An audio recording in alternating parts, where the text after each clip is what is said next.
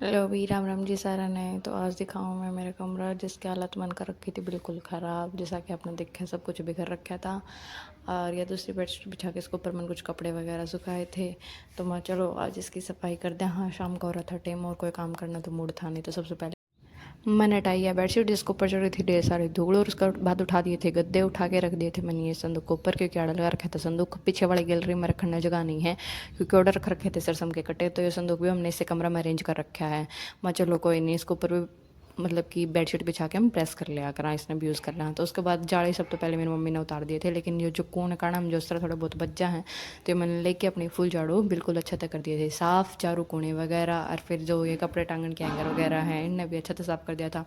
दीवार भी अच्छा से झड़का दी थी मुका, दीवार पर भी जो धूल थोड़ी बहुत जम जा है बिल्कुल अड़के अड़के जाले जो दिखे को नहीं आप, लेकिन उनके ऊपर धूल चिपक जाए जो न्यारे दिखने लग जाए। मैं जो दिमाग पर लग रही हो है जंग उस तरीके से इसके ऊपर भी चिपकी हुई धूल बिल्कुल अच्छे से झाड़ दी जाए। उसके बाद बारी थी बेड की, तो बेड के ऊपर भी मैंने अच्छे से मारा था कपड़ा वगैरह, कर दिया था साफ़।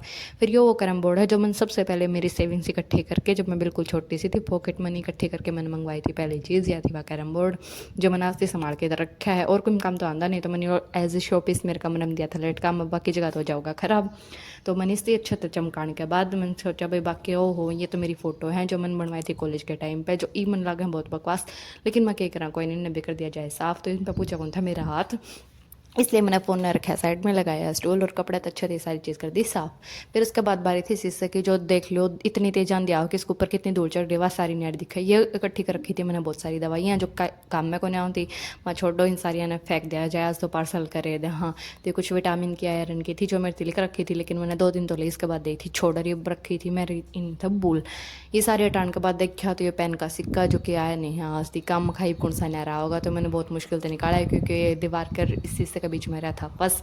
तो बहुत मेहनत के बाद आखिरकार मैंने निकाल के दिया था फेंक। फिर मैंने सोचा चलो इतनी रेता निकल गई थी एक बार में निकल जाएगी, लेकिन ना, यह हमारी बाल मिट्टी जो निकल की नहीं दी थी, तो इसलिए बहुत मेहनत करने के बाद ये बिल्कुल इसके साइड में तक निकली थी। फिर दोबारा जब मैंने सारी चीज़ झड़काई थी तो उसकी वजह से बेड के ऊपर ढेर सारी धूल गई थी पड़, मैंने वह सारी हटाई। उसके बाद करी कौन से लेके सफाई, मतलब कि मोटी मोटी जड़ तो निकाल दी थी, लेकिन फिर मैंने देखा कि ना थोड़ी और मिट्टी कढ़ाई तो यह भी कर दी थी वापस बार। सफाई करते करते झाड़ू गई थी थक, तो मैंने सोचा चलो कोई नहीं, इसने भी थोड़ा कर दिया साफ़, क्योंकि इसका कागज था जो फटना शुरू हो गया था, इसलिए मैंने यो भी हटा दिया था। उसके बाद कैमरा और मेरी निगाहों की पूरी क्षमता का करा मैंने यूज़, और बेड के नीचे तक निकाल ली झाड़ू। और ईब दिखाऊँ ना कितना ज़्यादा मिट्टी निकली थी इसके नीचे था, देखो इतनी सारी मिट्टी निकल आई इसके नीचे था, क्योंकि मैं डेली इसके नीचे पोछा लगाती हूँ गाइस, तो इसलिए इतनी मिट्टी इकट्ठी नहीं होती।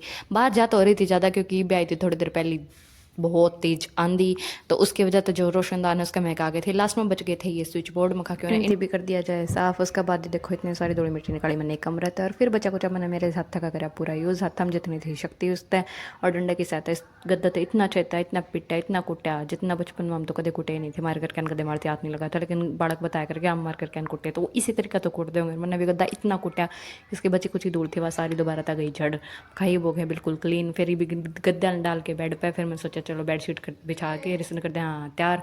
तो उस खातर मैंने बेडशीट बिछाई, और फिर उसके बाद तकिया वगैरह लगाया और कमरा की कर दी बिल्कुल अच्छा से सफाई। ईब मनु बताओ कि पहली कमरे की हालत थी और ईब जो कमरे की हालत है उसमें कितना फ़र्क आपने देखने लगा है। मैं कुछ काम ढंग से कर सकूँ या नहीं कर सकूँ, कमेंट करके ज़रूर बताइए कि मेरा कमरा ईब किस हाल लग गया बिल्कुल।